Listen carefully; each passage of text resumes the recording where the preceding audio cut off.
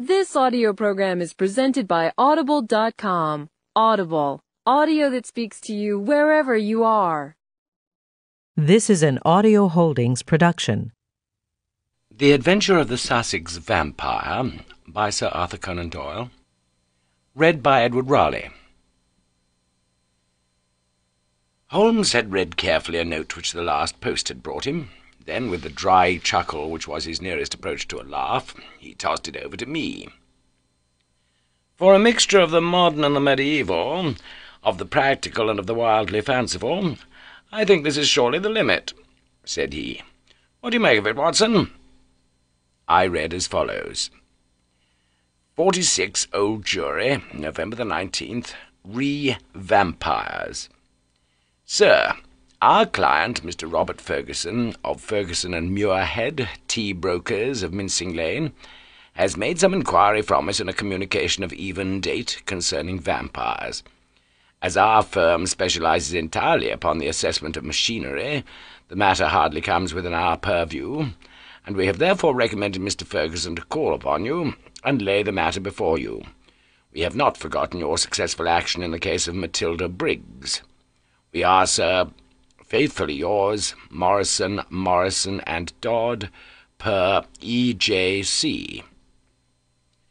"Matilda Briggs was not the name of a young woman, Watson," said Holmes in a reminiscent voice.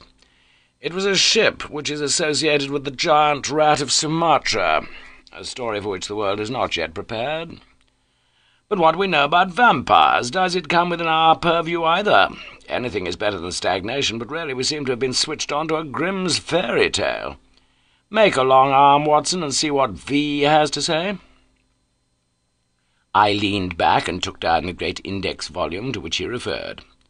Holmes balanced it on his knee, and his eyes moved slowly and lovingly over the record of old cases, mixed with the accumulated information of a lifetime. "Voyage of the Glorious Scott," he read. "That was a bad business. I have some recollection that you made a record of it, Watson, though I was unable to congratulate you upon the result. Victor Lynch, the forger. Venomous Lizard, or Gila. Remarkable case, that. Vittoria, the circus belle. Vanderbilt and the Yeggman. Vipers. Vigor, the Hammersmith wonder. Hello. Good old index. You can't beat it. Listen to this, Watson. Vampirism in Hungary, and again, vampires in Transylvania." He turned over the pages with eagerness, but after a short, intent perusal he threw down the great book with a snarl of disappointment. "Rubbish, Watson, rubbish! What have we to do with walking corpses who can only be held in their grave by stakes driven through their hearts? It's pure lunacy." "But surely," said I, "the vampire was not necessarily a dead man? A living person might have the habit. I've read, for example, of the old sucking the blood of the young in order to retain their youth." "You're right, Watson. It mentions the legend in one of these references. But are we to give serious attention to such things? This agency stands flat-footed upon the ground, and there it must remain. The world is big enough for us. No ghosts need apply. I fear that we cannot take Mr. Robert Ferguson very seriously. Possibly this note may be from him, and may throw some light upon what is worrying him." He took up a second letter which had lain unnoticed upon the table while he had been absorbed with the first. This he began to read with a smile of amusement upon his face, which gradually faded away into an expression of intense interest and concentration. When he'd finished, he sat for some little time, lost in thought, with the letter dangling from his fingers. Finally, with a start, he aroused himself from his reverie. "Cheeseman's Lamberley. Where is Lamberley, Watson?" "It's in Sussex, south of Horsham." "Not very far, eh? And Cheeseman's?" "I know that country, Holmes. It's full of old houses which are named after the men who built them centuries ago. You get Audleys and Harveys and Carringtons. The folk are forgotten, but their names live in their houses." "Precisely," said Holmes coldly. It was one of the peculiarities of his proud, self-contained nature, that though he docketed any fresh information very quietly and accurately in his brain, he seldom made any acknowledgment to the giver.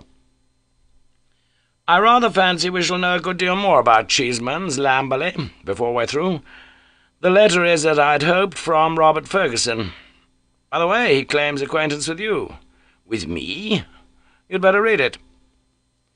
He handed the letter across. It was headed with the address quoted. "Dear Mr. Holmes," it said, "I have been recommended to you by my lawyers, but indeed the matter is so extraordinarily delicate that it is most difficult to discuss. It concerns a friend for whom I'm acting. This gentleman married some 5 years ago a Peruvian lady, the daughter of a Peruvian merchant, whom he had met in connection with the importation of nitrates. The lady was very beautiful, but the fact of her foreign birth and of her alien religion always caused a separation of interests and of feelings between husband and wife, so that after a time his love may have cooled towards her, and he may have come to regard their union as a mistake. He felt there were sides of her character which he could never explore or understand. This was the more painful, as she was as loving a wife as a man could have, to all appearance absolutely devoted. Now for the point, which I will make more plain when we meet. Indeed, this note is merely to give you a general idea of the situation, and to ascertain whether you would care to interest yourself in the matter. The lady began to show some curious traits, quite alien to her ordinarily sweet and gentle disposition. The gentleman had been married twice, and he had one son by the first wife. This boy was now 15, a very charming and affectionate youth, though unhappily injured through an accident in childhood. Twice the wife was caught in the act of assaulting this poor lad in the most unprovoked way. Once she struck him with a stick, and left a great weal on his arm. This was a small matter, however, compared with her conduct to her own child, a dear boy just under 1 year of age. On one occasion, about a month ago, this child had been left by its nurse for a few minutes. A loud cry from the baby, as of pain, called the nurse back. As she ran into the room, she saw her employer, the lady, leaning over the baby and apparently biting his neck. There was a small wound in the neck from which a stream of blood had escaped. The nurse was so horrified that she wished to call the husband, but the lady implored her not to do so, and actually gave her £5 as a price for her silence. No explanation was ever given, and for the moment the matter was passed over. It left, however, a terrible impression upon the nurse's mind, and from that time she began to watch her mistress closely, and to keep a closer guard upon the baby, whom she tenderly loved. It seemed to her that even as she watched the mother, so the mother watched her, and that every time she was compelled to leave the baby alone, the mother was waiting to get at it. Day and night the nurse covered the child, and day and night the silent, watchful mother seemed to be lying in wait, as a wolf waits for a lamb. It must read most incredible to you, and yet I beg you to take it seriously, for a child's life and a man's sanity may depend upon it. At last there came one dreadful day when the facts could no longer be concealed from the husband. The nurse's nerve had given way. She could stand the strain no longer, and she made a clean breast of it all to the man. To him it seemed as wild a tale as it may now seem to you. He knew his wife to be a loving wife, and, save for the assaults upon her stepson, a loving mother. Why, then, should she wound her own dear little baby? He told the nurse that she was dreaming, that her suspicions were those of a lunatic, and that such libels upon her mistress were not to be tolerated. While they were talking, a sudden cry of pain was heard. Nurse and master rushed together to the nursery. Imagine his feelings, Mr. Holmes, as he saw his wife rise from a kneeling position beside the cot, and saw blood upon the child's exposed neck and upon the sheet. With a cry of horror, he turned his wife's face to the light and saw blood all round her lips. It was she beyond all question, who had drunk the poor baby's blood. So the matter stands. She is now confined to her room. There has been no explanation. The husband is half demented. He knows, and I know, little of vampirism beyond the name. We had thought it was some wild tale of foreign parts. And yet here, in the very heart of the English Sussex. Well, all this can be discussed with you in the morning, Will you see me? Will you use your great powers in aiding a distracted man? If so, kindly wire to Ferguson, Cheeseman's, Lamberley, and I will be at your rooms by 10 o'clock. Yours faithfully, Robert Ferguson. P.S. I believe your friend Watson played rugby for Blackheath when I was 3/4 for Richmond. It is the only personal introduction which I can give." "Of course I remembered him," said I, as I laid down the letter. "Big Bob Ferguson, the finest 3/4 Richmond ever had. He was always a good-natured chap. It's like him to be so concerned over a friend's case." Holmes looked at me thoughtfully and shook his head. "I never get your limits, Watson," said he. "There are unexplored possibilities about you. Take a wire down, like a good fellow. We'll examine your case with pleasure." "Your case?" "We must not let him think that this agency is a home for the weak-minded. Of course it is his case. Send him that wire, and let the matter rest till morning." Promptly at 10 o'clock next morning, Ferguson strode into our room. I had remembered him as a long, slab-sided man, with loose limbs and a fine turn of speed, which had carried him round many an opposing back. There is surely nothing in life more painful than to meet the wreck of a fine athlete, whom one has known in his prime. His great frame had fallen in, his flaxen hair was scanty, and his shoulders were bowed. I fear that I roused corresponding emotions in him. "Hello, Watson," said he, and his voice was still deep and hearty. "You don't look quite the man you did when I threw you over the ropes into the crowd at the old deer park. I expect I've changed a bit also. But it's this last day or two that has aged me. I see by your telegram, Mr. Holmes, that it is no use my pretending to be anyone's deputy." "It is simpler to deal direct," said Holmes. "Of course it is, but you can imagine how difficult it is when you are speaking of the one woman whom you are bound to protect and help. What can I do? How am I to go to the police with such a story? And yet the kiddies have got to be protected. Is it madness, Mr. Holmes? Is it something in the blood? Have you any similar case in your experience? For God's sake, give me some advice, for I'm at my wit's end." "Very naturally, Mr. Ferguson. Now sit here and pull yourself together and give me a few clear answers. I can assure you that I am very far from being at my wit's end, and that I am confident we shall find some solution. First of all, tell me what steps you have taken. Is your wife still near the children? We had a dreadful scene. She is a most loving woman, Mr. Holmes. If ever a woman loved a man with all her heart and soul, she loves me. She was cut to the heart that I should have discovered this horrible, this incredible secret. She would not even speak. She gave no answer to my reproaches, save to gaze at me with a sort of wild, despairing look in her eyes. Then she rushed to her room and locked herself in. Since then she has refused to see me. She has a maid who was with her before her marriage, Dolores by name, a friend rather than a servant. She takes her food to her. Then the child is in no immediate danger. Mrs. Mason, the nurse, has sworn that she will not leave it night or day. I can absolutely trust her. I'm more uneasy about poor little Jack, for as I told you in my note, he has twice been assaulted by her. But never wounded. No, she struck him savagely. It is the more terrible as he's a poor little inoffensive cripple." Ferguson's gaunt features softened as he spoke of his boy. "You would think that the dear lad's condition would soften anyone's heart. A fall in childhood and a twisted spine, Mr. Holmes, but the dearest, most loving heart within." Holmes had picked up the letter of yesterday and was reading it over. "What other inmates are there in your house, Mr. Ferguson?" "2 servants, who have not been long with us. 1 stable-hand, Michael, who sleeps in the house. My wife, myself, my boy Jack, baby, Dolores and Mrs. Mason, that's all." "I gather that you did not know your wife well at the time of your marriage." "I had only known her a few weeks." "How long had this maid Dolores been with her?" "Some years." "Then your wife's character would really be better known by Dolores than by you." "Yes, you may say so." Holmes made a note. "I fancy," said he, "that I may be of more use at Lamberley than here. It is eminently a case for personal investigation. If the lady remains in her room, our presence could not annoy or inconvenience her. Of course we would stay at the inn." Ferguson gave a gesture of relief.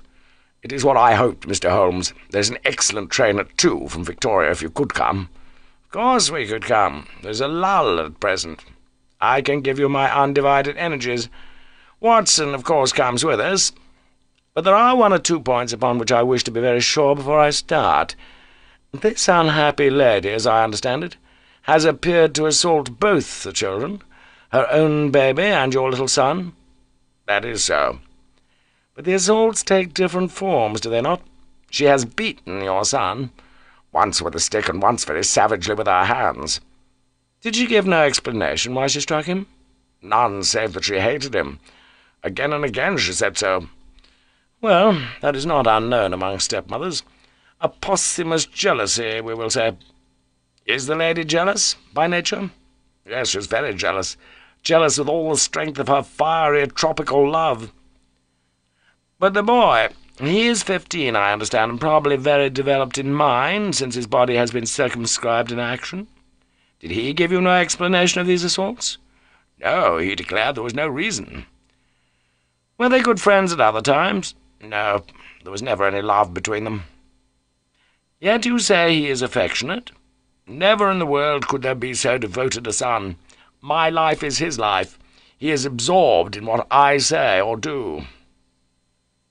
Once again Holmes made a note. For some time he sat lost in thought. "No doubt you and the boy were great comrades before this second marriage. You were thrown very close together, were you not?" "Very much so." "And the boy, having so affectionate a nature, was devoted, no doubt, to the memory of his mother?" "Most devoted." "He would certainly seem to be a most interesting lad." "There is one other point about these assaults. Were the strange attacks upon the baby and the assaults upon your son at the same period?" "In the first case it was so. It was as if some frenzy had seized her, and she had vented her rage upon both. In the second case it was only Jack who suffered. Mrs. Mason had no complaint to make about the baby." "That certainly complicates matters." "I don't quite follow you, Mr. Holmes." "Possibly not. One forms provisional theories, and waits for time or fuller knowledge to explode them. A bad habit, Mr. Ferguson, but human nature is weak. I fear that your old friend here has given an exaggerated view of my scientific methods. However, I will only say at the present stage that your problem does not appear to me to be insoluble, and that you may expect to find us at Victoria at 2 o'clock." It was evening of a dull, foggy November day when, having left our bags at the Chequers, Lamberley, we drove through the Sussex clay of a long, winding lane, and finally reached the isolated and ancient farmhouse in which Ferguson dwelt. It was a large, straggling building, very old in the centre, very new at the wings, with towering Tudor chimneys and a lichen-spotted, high-pitched roof of Horsham slabs. The doorsteps were worn into curves, and the ancient tiles which lined the porch were marked with the rebus of a cheese and a man, after the original builder. Within, the ceilings were corrugated with heavy oaken beams, and the uneven floors sagged into sharp curves. An odour of age and decay pervaded the whole crumbling building. There was one very large central room into which Ferguson led us. Here, in a huge old-fashioned fireplace with an iron screen behind it, dated 1670, there blazed and spluttered a splendid log fire. The room, as I gazed round, was a most singular mixture of dates and of places. The half-panelled walls may well have belonged to the original yeoman farmer of the 17th century. They were ornamented, however, on the lower part by a line of well-chosen modern watercolours, while above, where yellow plaster took the place of oak, there was hung a fine collection of South American utensils and weapons, which had been brought, no doubt, by the Peruvian lady upstairs. Holmes rose, with that quick curiosity which sprang from his eager mind, and examined them with care. He returned with his eyes full of thought. "Hello!" he cried. "Hello!" A spaniel had lain in a basket in the corner. It came slowly forward towards its master, walking with difficulty. Its hind legs moved irregularly, and its tail was on the ground. It licked Ferguson's hand. "What is it, Mr. Holmes?" "The dog. What's the matter with it?" "That's what puzzled the vet. A sort of paralysis. Spinal meningitis, he thought, but it is passing. He'll be all right soon, won't you, Carlo?" A shiver of assent passed through the drooping tail. The dog's mournful eyes passed from one of us to the other. He knew that we were discussing his case. "Did it come on suddenly?" "In a single night." "How long ago?"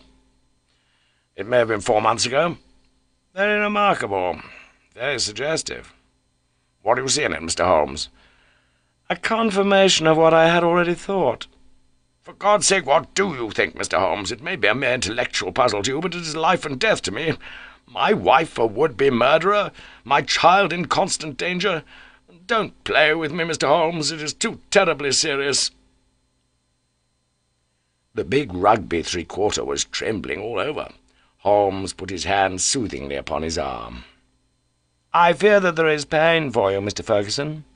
Whatever the solution may be," said he, "I would spare you all I can.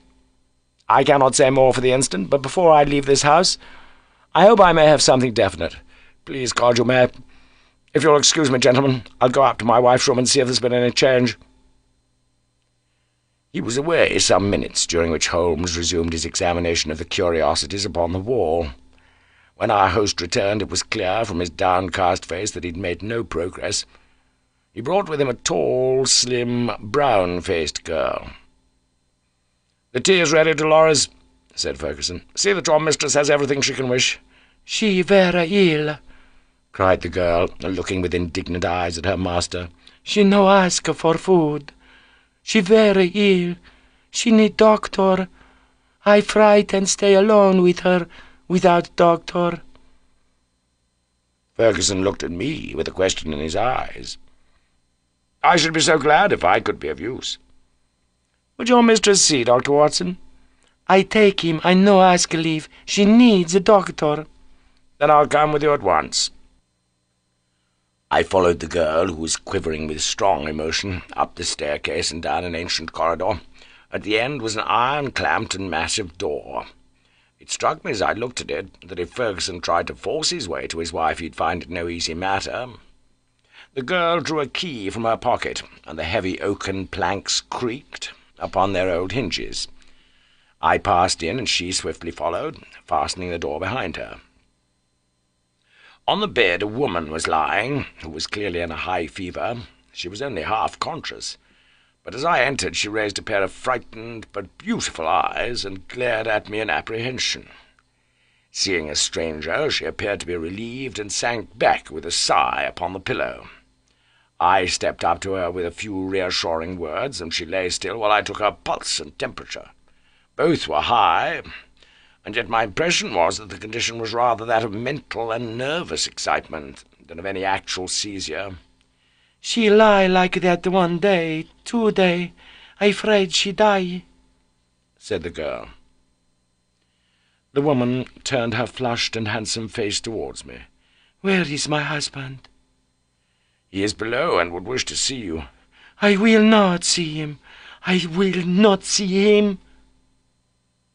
Then she seemed to wander off into delirium. "A fiend! A fiend! Oh, what shall I do with this devil?" "Can I help you in any way?" "No, no one can help. It is finished. All is destroyed. Do what I will, all is destroyed." The woman must have some strange delusion. I could not see honest Bob Ferguson in the character of fiend or devil. "Madame," I said, "your husband loves you dearly. He is deeply grieved at this happening." Again she turned on me those glorious eyes. "He loves me, yes, but do I not love him? Do I not love him even to sacrifice myself rather than break his dear heart? And that is how I love him. And yet he could think of me, he could speak of me so." "He is full of grief, but he cannot understand." "No, he cannot understand, but he should trust." "Will you not see him?" I suggested. No, no, I cannot forget those terrible words, nor the look upon his face. I will not see him. Go, now. You can do nothing for me. Tell him only one thing. I want my child. I have a right to my child. That is the only message I can send him. She turned her face to the wall and would say no more. I returned to the room downstairs, where Ferguson and Holmes still sat by the fire. Ferguson listened moodily to my account of the interview. "How can I send her the child?" he said. "How do I know what strange impulse might come upon her? How can I ever forget how she rose from beside it with its blood upon her lips?" He shuddered at the recollection. "The child is safe with Mrs. Mason, and there he must remain." A smart maid, the only modern thing which we'd seen in the house, had brought in some tea. As she was serving it, the door opened, and a youth entered the room. He was a remarkable lad, pale-faced and fair-haired, with excitable light blue eyes which blazed into a sudden flame of emotion and joy as they rested upon his father. He rushed forward and threw his arms round his neck with the abandon of a loving girl. "Oh, Daddy," he cried, "I did not know that you were due yet. I should have been here to meet you. Oh, I'm so glad to see you." Ferguson gently disengaged himself from the embrace with some little show of embarrassment. "Dear old chap," said he, patting the flaxen head with a very tender hand, "I came early because my friends, Mr. Holmes and Dr. Watson, have been persuaded to come down and spend an evening with us." "Is that Mr. Holmes, the detective?" "Yes." The youth looked at us with a very penetrating and, as it seemed to me, unfriendly gaze. "What about your other child, Mr. Ferguson?" asked Holmes. "Might we make the acquaintance of the baby?" "Ask Mrs. Mason to bring the baby down," said Ferguson. The boy went off with a curious shambling gait which told my surgical eyes that he was suffering from a weak spine. Presently he returned, and behind him came a tall, gaunt woman, bearing in her arms a very beautiful child, dark-eyed, golden-haired, a wonderful mixture of the Saxon and the Latin. Ferguson was evidently devoted to it, for he took it into his arms and fondled it most tenderly. "Fancy anyone having the heart to hurt him," he muttered as he glanced down at the small, angry red pucker upon the cherub throat. It was at this moment that I chanced to glance at Holmes, and saw a most singular intentness in his expression. His face was as set as if it had been carved out of old ivory, and his eyes, which had glanced for a moment at father and child, were now fixed with eager curiosity upon something at the other end of the room. Following his gaze, I could only guess that he was looking out through the window at the melancholy dripping garden. It is true that a shutter had half closed outside and obstructed the view, but none the less it was certainly at the window that Holmes was fixing his concentrated attention. Then he smiled, and his eyes came back to the baby. On its chubby neck there was this small puckered mark. Without speaking, Holmes examined it with care. Finally he shook one of the dimpled fists, which waved in front of him. "Good-bye, little man. You have made a strange start in life. Nurse, I should wish to have a word with you in private." He took her aside and spoke earnestly for a few minutes. I only heard the last words, which were, "Your anxiety will soon, I hope, be set at rest." The woman, who seemed to be a sour, silent kind of creature, withdrew with the child. "What is Mrs. Mason like?" asked Holmes. "Not very prepossessing externally, as you can see, but a heart of gold and devoted to the child. Do you like her, Jack?" Holmes turned suddenly upon the boy. His expressive, mobile face shadowed over, and he shook his head. "Jackie has very strong likes and dislikes," said Ferguson, putting his arm round the boy. "Luckily I am one of his likes." The boy cooed and nestled his head upon his father's breast. Ferguson gently disengaged him. "Run away, little Jackie," said he, and he watched his son with loving eyes until he disappeared. "Now, Mr. Holmes," he continued when the boy was gone, "I really feel that I've brought you on a fool's errand, for what can you possibly do save give me your sympathy? It must be an exceedingly delicate and complex affair from your point of view." "It is certainly delicate," said my friend with an amused smile. but I have not been struck up to now with its complexity. It has been a case for intellectual deduction, but when this original intellectual deduction is confirmed, point by point, by quite a number of independent incidents, then the subjective becomes objective, and we can say confidently that we have reached our goal. I had, in fact, reached it before we left Baker Street, and the rest has merely been observation and confirmation." Ferguson put his big hand to his furrowed forehead. "For heaven's sake, Holmes," he said hoarsely, "if you can see the truth in this matter, do not keep me in suspense. How do I stand? What shall I do? I care nothing as to how you have found your facts, so long as you've really got them." "Certainly I owe you an explanation, and you shall have it. But you will permit me to handle the matter in my own way. Is the lady capable of seeing us, Watson?" "She's ill, but she's quite rational." "Very good. It is only in her presence that we can clear the matter up. Let us go up to her." "She will not see me," cried Ferguson. "Oh, yes, she will," said Holmes. He scribbled a few lines upon a sheet of paper. "You at least have the entree, Watson.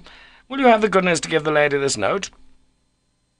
I ascended again and handed the note to Dolores, who cautiously opened the door. A minute later I heard a cry from within, a cry in which joy and surprise seemed to be blended. Dolores looked out. "She will see them. She will listen," said she.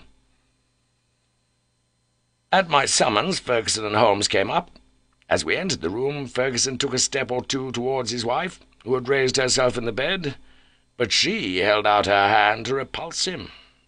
He sank into an armchair, while Holmes seated himself beside him, after bowing to the lady, who looked at him with wide-eyed amazement. "I think we can dispense with Dolores," said Holmes. "Oh, very well, madame. If you would rather she stayed, I can see no objection. Now, Mr. Ferguson, I am a busy man with many calls, and my methods have to be short and direct. The swiftest surgery is the least painful. Let me first say what will ease your mind. Your wife is a very good, a very loving, and a very ill-used woman." Ferguson sat up with a cry of joy. "Prove that, Mr. Holmes, and I'm your debtor forever." "I will do so, but in doing so I must wound you deeply in another direction." "I care nothing so long as you clear my wife. Everything on earth is insignificant compared to that." "Let me tell you, then, the train of reasoning which passed through my mind in Baker Street. The idea of a vampire was to me absurd. Such things do not happen in criminal practice in England. And yet your observation was precise. You had seen the lady rise from beside the child's cot, with the blood upon her lips." "I did." "Did it not occur to you that a bleeding wound may be sucked for some other purpose than to draw the blood from it? Was there not a queen in English history who sucked such a wound to draw poison from it?" "Poison?" "A South American household. My instinct felt the presence of those weapons upon the wall, before my eyes ever saw them. It might have been other poison, but that was what occurred to me. When I saw that little empty quiver beside the small bird bow, it was just what I expected to see. If the child were pricked with one of those arrows dipped in curare or some other devilish drug, it would mean death if the venom were not sucked out. And the dog, if one were to use such a poison, would one not try it first, in order to see that it had not lost its power? I did not foresee the dog, but at least I understand him, and he fitted into my reconstruction. Now do you understand? Your wife feared such an attack. She saw it made and saved the child's life, and yet she shrank from telling you all the truth, for she knew how you loved the boy and feared lest it break your heart." "Jackie?" "I watched him as you fondled the child just now. His face was clearly reflected in the glass of the window, where the shutter formed a background. I saw such jealousy, such cruel hatred, as I have seldom seen in a human face." "My Jackie!" "You have to face it, Mr. Ferguson. It is the more painful because it is a distorted love, a maniacal, exaggerated love for you, and possibly for his dead mother, which has prompted his action. His very soul is consumed with hatred for this splendid child, whose health and beauty are a contrast to his own weakness." "Good God! It is incredible. Have I spoken the truth, madame?" The lady was sobbing with her face buried in the pillows. Now she turned to her husband. "How could I tell you, Bob? I felt the blow it would be to you. It was better that I should wait, and that it should come from some other lips than mine. When this gentleman, who seems to have powers of magic, wrote that he knew all, I was glad." "I think a year at sea would be my prescription for Master Jackie," said Holmes, rising from his chair. "Only one thing is still clouded, madame. We can't quite understand your attacks upon Master Jackie. There is a limit to a mother's patience. But how did you dare to leave the child these last 2 days?" "I had told Mrs. Mason. She knew." "Exactly. So I imagined." Ferguson was standing by the bed, choking, his hands outstretched and quivering. "This, I fancy, is the time for our exit, Watson," said Holmes in a whisper. "If you will take one elbow of the 2 faithful Dolores, I will take the other. There now," he added as he closed the door behind him. "I think we may leave them to settle the rest among themselves. I have only one further note of this case. It is the letter which Holmes wrote in final answer to that with which the narrative begins. It ran thus: "Baker Street, November 21st. Re-Vampires. Sir, referring to your letter of the 19th, I beg to state that I have looked into the inquiry of your client, Mr. Robert Ferguson, of Ferguson and Muirhead, tea brokers of Mincing Lane, and that the matter has been brought to a satisfactory conclusion. With thanks for your recommendation, I am, sir, faithfully yours, Sherlock Holmes." This has been an Audio Holdings production. This audio program is presented by Audible.com. Audible, audio that speaks to you wherever you are.